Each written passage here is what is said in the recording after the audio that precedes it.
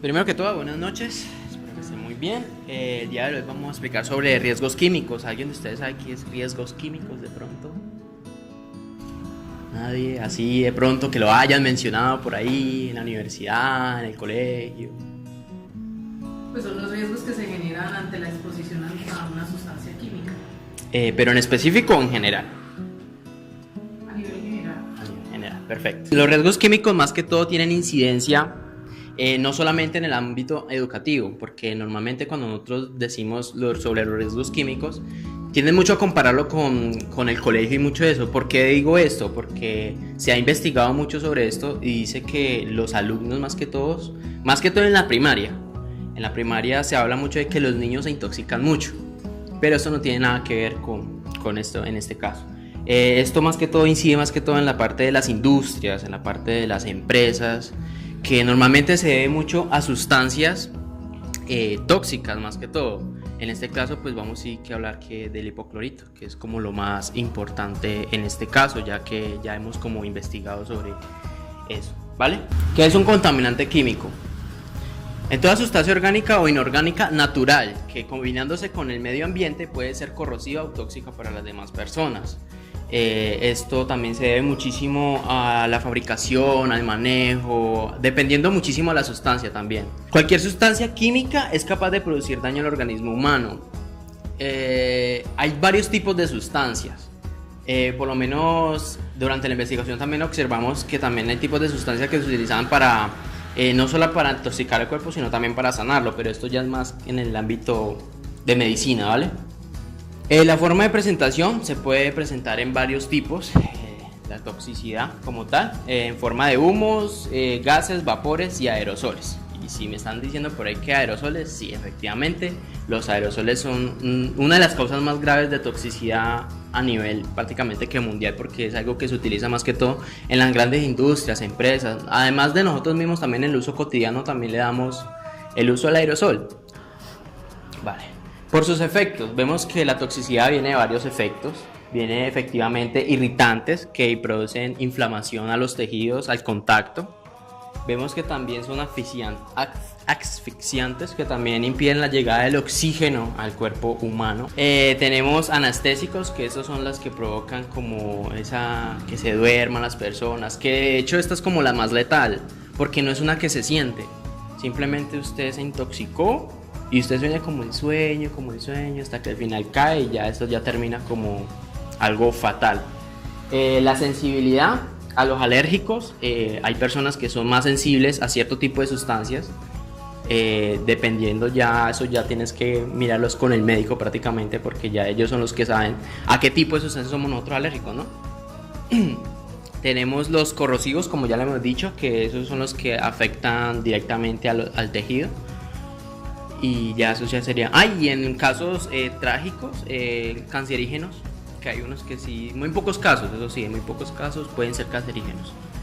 La toxicidad, en definición, capacidad de sustancia de causar efectos adversos sobre la salud, dependiendo también la cantidad en la que se exhale. Por eso, ahorita que vamos a hablar del hipoclorito, tienen que tener muy en cuenta que esto solamente pasa si nosotros estamos expuestos a la sustancia muchísimo tiempo.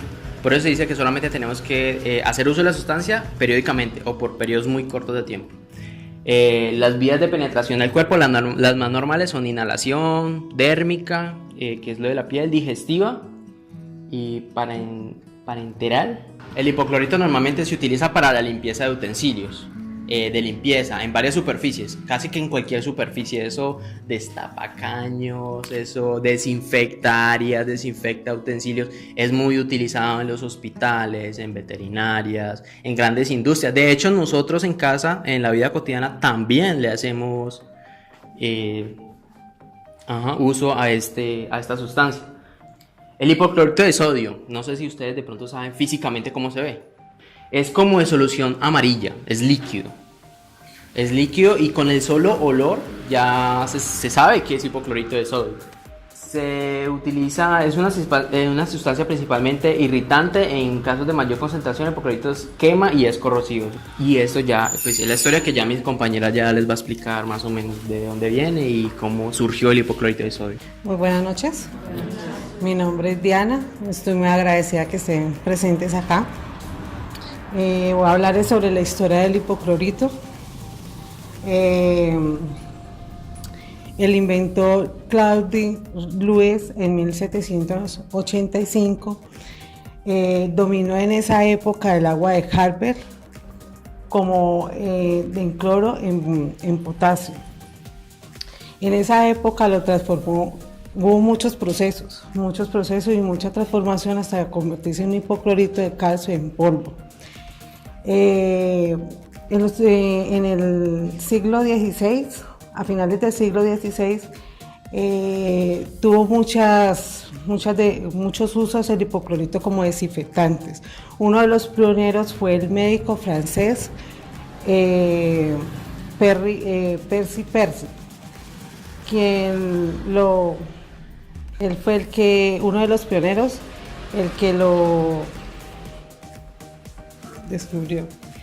Bueno, compañeros, a continuación les voy a hablar sobre la manipulación del hipoclorito. Ya sabemos pues que tenemos que tener en cuenta siempre, ¿sí?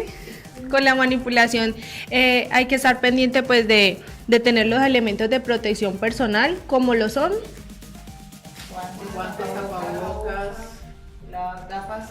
Listo. Muy bien, tener presente los guantes porque es un corrosivo súper tóxico, puede entrar por la dermis y causar intoxicación. ¿A partir de qué concentración es corrosivo? A partir del 16%.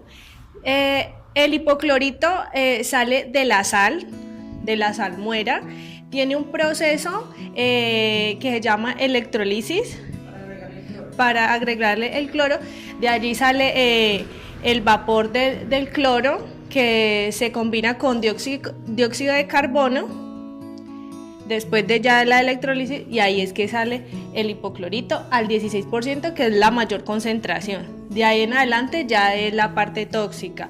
Tenemos que estar pendientes pues también de tener los elementos, las gafas, el tapabocas, pues porque lo podemos inhalar y puede ser pues tóxico, puede generar a nivel gastrointestinal irritación, vómito con sangre, quemazón por todo el tracto digestivo. Se dice que dentro de la manipulación nunca debemos combinarlo ni con jabones, ni con amoníaco, y mucho menos si estamos en un recinto cerrado. O sea, ni Tampoco se puede mezclar con ropa color, nada de eso. Utilizarlo en tiempos muy cortos, porque por la durabilidad en el aire empieza a tener una contaminación y ahí empiezan pues los riesgos. Los envases deben mantenerse en recintos cerrados, plásticos, que no le den la luz. Tiene que ser luz natural y tampoco pues el sol que le dé de lleno, porque se puede calentar y ahí es cuando empiezan a salir los vapores. Especialmente este líquido debe ser almacenado en unos recipientes que son de poliuretano, es lo ideal, que ya se ha demostrado que es resistente al químico y no rompe. Este es el material del que les hablaba, es un plástico grueso que se puede doblar, que él tiene la capacidad de llegar a cierto momento que él se dobla pero no se parte. Armarios donde normalmente deberían guardarse. Pero mira que se ha comprobado que eso solamente se utiliza más que todo en fincas, porque hay veces donde en las fincas, grandes fincas e industrias, se utiliza muchísimo más que en una veterinaria. Para la cloración del agua. Del agua, eso sí, para muy bien, piscina compañera, también. sí. Para las piscinas, pero igual el cloro de la piscina es mucho más del 16%. Sí. Obviamente, la concentración es mucho más alta. Por aquí en la parte de la salud podemos tener problemas con quemaduras de primero, segundo y hasta tercer grado si no se lava a tiempo el hipoclorito en la piel. Efectos agudos pues puede ser irritación en la nariz, conjuntivas de los ojos, en las vías respiratorias ahogo, Podemos tener dolores de cabeza, fiebre en muchas ocasiones. En caso de incendios, los extintores más apropiados sería el polvo químico, dióxido de carbono, que es de donde sale y por sí lo puede calmar, y la espuma. No podemos ni echarle agua porque eso hace que él se encienda más, coja más fuerza el fuego. En sí, desde que sale donde lo fabrican, como les explicaba, de la salmuera y toda esa parte, sale concentración del 16% y tiene que ser controlada. Pero ya después, como lo van mezclando, lo ideal sería el 14% y cloros ya al 5%. Y ya, pues no sería nada más. Muchísimas gracias a ustedes. Muchas gracias.